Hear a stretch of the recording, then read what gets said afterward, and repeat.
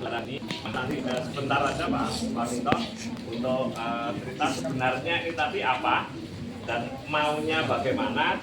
Terus kalau nek tutup tutupnya piye. Nah, agar nanti bisa di teman-teman. Monggo Pak Mandela. Teman-teman boleh media record kelompok boleh atau nanti di share boleh. Iya Pak, kalau pengen tutupnya HP Mas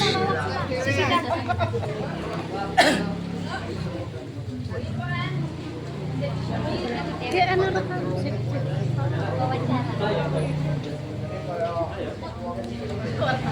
Oke, selamat malam. Malam. Lakon Sudomolo ini mempunyai makna. Kata Sudo itu berkurang, Molo itu Sukerto atau penyakit atau kutukan atau apapun ya, yang sifatnya jelek. Betari Durga itu dulunya kan cantik, yang bernama Dewi Uma, itu istrinya Betara Guru. Nah, karena kena kutukan dosa menyiksa Lembu Andini, maka dikutuk menjadi Betari Durga, lalu ditempatkan di Pasetran Gondo Mayit. Pasetran itu bahasa Kawi, kalau dalam bahasa Indonesia pembuangan, tempat pembuangan atau pengasingan. Katakanlah di sini Nusa Kambangan itu. Nah, lalu Betari Durga itu semedi mendapat pangsit atau bisikan dari dewa bahwa dia bisa kembali pulih seperti sedia kala menjadi Dewi Uma kalau dia diruat oleh Wuragiling Pandawa. Jadi adegan tadi pertama Betari Durga menyuruh Jim Kaliko dan Jim Kaliki untuk mencari Sadewa. Tapi di tengah jalan ketemu Prabu Mahesa Yudha itu dari Gua Mangkara, itu juga mencari Sadewa karena ingin memperistri pacarnya Sadewa. Akhirnya ketemu tadi perang. Ini ceritanya salah, itu yang adegan tadi yang sudah ya, ceritanya sudah itu tadi begitu. Lalu Jim Kaliko tadi pergi mencari Sadewa supaya berhasil dia menjelma menjadi ibunya Pandawa Dewi Kunti. Lalu setelah menjelma dia berhasil memboyong Sadewa, tapi Sadewa di situ tidak bisa meruat karena memang Sadewa itu tidak, di antara semua Pandawa itu yang tidak punya kesaktian Sadewa. Tapi kok bisikan dewa itu yang meruat adalah Sadewa. Maka Sadewa itu tidak bisa, lalu Betari Durga marah. Sadewa mau dimakan atau dihisap darahnya, itu kalau Betari Durga senangnya menghisap itu darah. Lalu datanglah Sang Hyang Wenang. Sang Hyang Wenang itu bapaknya para dewa. Jadi Betara Guru, terus Semar, Togok itu anaknya Sang Hyang Wenang. Lalu Sang Hyang Wenang hadir dan nyawiji utawa manjiwa manunggal dengan Sadewa, lalu Sadewa bisa meruat Betari Durga. Betari Durga menjadi cantik kembali menjadi Dewi Uma, lalu dia pulang ke Jonggring Saloko kembali menjadi istrinya Betara Guru. Ini garis besarnya. Lalu pacarnya Nangkula Sedewa itu siapa? Itu nanti kalau sebenarnya kalau masih berlanjut itu adegan pertapaan, ada Dewi Endang Soko, Endang Pradopo, Endang Satri, Endang Sawitri. Lalu bapak ibunya Tombropeto 5. Nah, Soko dan Pradopo ini juga kembar. Satri dengan Sawitri juga kembar. Yang Sodo Pradopo menjadi istrinya Sadewa, Satri Sawitri menjadi istrinya Nakula. Lalu Tombopetro itu ibunya ini. Nah, kelima ini diboyong nanti ke Amarta. Kelima ini nanti yang apa? Untuk tawur itu apa ya? Tawur itu semacam tumbal di perang Baratayuda nanti. Sehingga kelima ini nanti yang menebus jiwanya Pandawa. Sehingga Pandawa saat perang Bratayuda itu lepas dari kematian karena ditebus oleh kelima ini. Kira-kira garis besar dari cerita itu begitu. Mau ada yang ditanyakan kah? Ada yang bertanya? Tidak ada? Ya, ini tadi garis besar cerita. Ya, meskipun kalian melihat ini tidak bisa sampai tuntas ya, tetapi apa yang ada di pointer-pointer pada tugas Anda itu bisa dikerjakan. Yang pertama sinopsis, ya. Apa yang sudah Anda rekam dan apa yang sudah disampaikan oleh Pak Paminto ini bisa menjadi sinopsis Anda dengan kalimat Anda rubah dengan kalimat Anda sendiri yang singkat, ya itu. Kemudian analisis untuk makna. Nah, untuk makna cerita ini bisa disimpulkan dari apa yang disampaikan Pak Paminto tadi. Ya, jadi makna cerita di sana hanya mungkin tidak sampai pada filosofinya seperti apa, tidak perlu.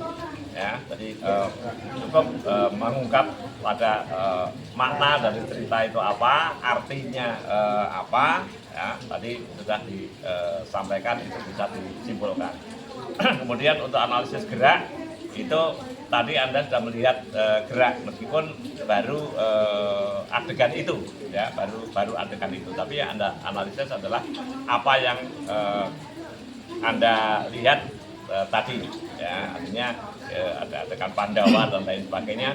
Tidak perlu dikarang sampai seperti itu karena memang kenyataannya tidak melihat itu. Ya, ini jadi beberapa pointer itu silakan ya. Apa?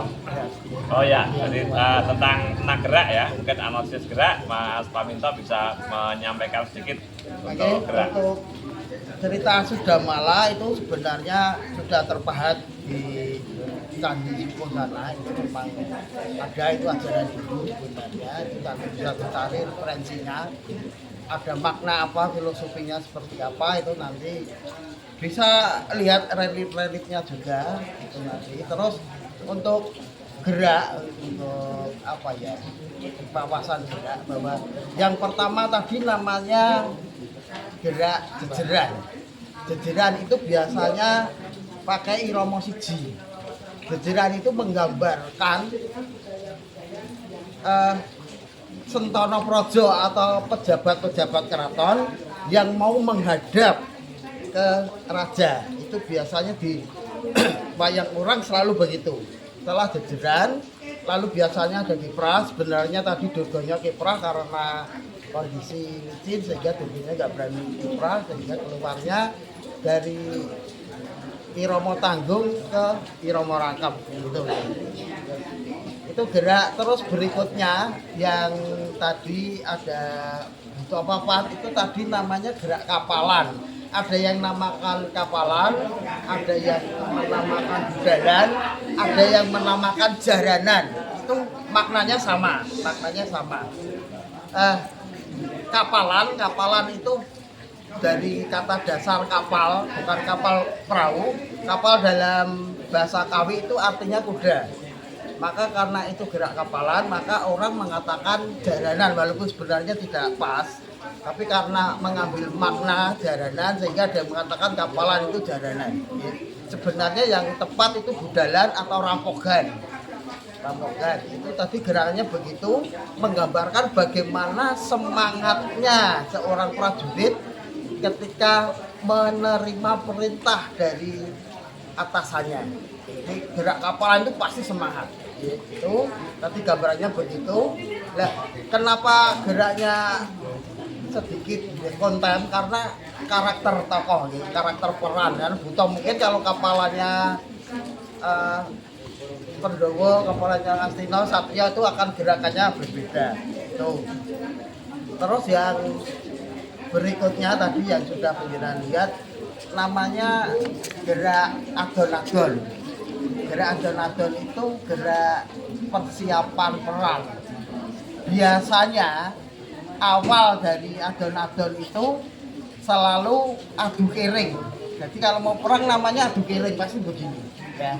Adu kering lalu erek-erekan lalu perang. Itu urutannya begitu. Nah, nanti monggo ini gerak dasarnya gitu. Nanti biasanya seorang penari itu mengembangkan dari gerak dasar itu. Monggo nanti penjelasan dari apa yang saya jelaskan, adon-adon itu bagaimana, adon-adon itu sikap mau bertempur, lalu adu kering itu siap mau menyerang, biasanya diawali erek-erekan, ngomong-ngomong aja gitu, maju mundur ya gitu. Nah, itu tadi sudah sebagian ada pengembangan, nanti penjelasan bisa mengapresiasi perkembangannya gerak di mana, lalu penyesuaian karakter gerak dengan karakter tokoh itu seperti apa.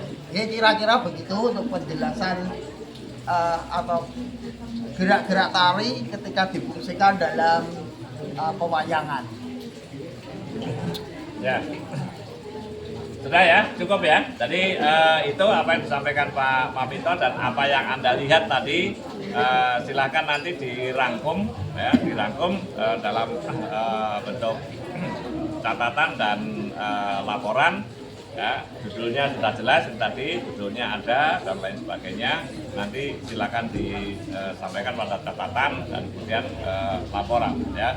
Baik yang individu untuk rombel saya dan yang kelompok untuk rombel Bu Rima ya, tolong nanti masing-masing bisa terisi apabila tidak memungkinkan ya, seperti misalnya saya membahas tentang filosofi dari tampilan cerita itu semua ini tidak apa-apa ya, jadi bisa digunakan karena memang kita tidak melihat dari awal sampai dengan akhir ya, hanya kita bisa mengapresiasi kalau awal sampai dengan akhir, tapi karena ini kondisi seperti ini maka apa yang dilihat ini silakan diapresiasi dan tuliskan ya. Sudah cukup? Baik, saya kira terima kasih Mas Paminto sudah menjelaskan ini semua sehingga bisa sebagai bekal